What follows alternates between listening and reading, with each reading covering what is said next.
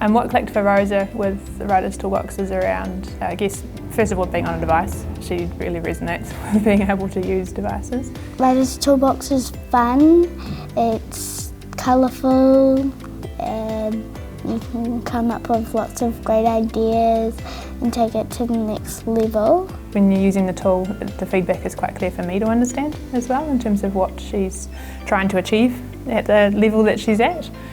So just being aware of the different types of sentences and has she used them and which one is she trying to use today, and that sort of understanding I think has been quite helpful.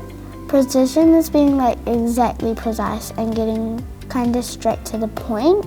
For my son with Write That Essay, the trains have been a really cool way to get him engaging with writing. He's quite particular and he loves the idea that he can move the different punctuation marks around and change things around and rub them out and start them again. So that's really worked well for him, and he's learning the sentence structure without actually realising it as he's going.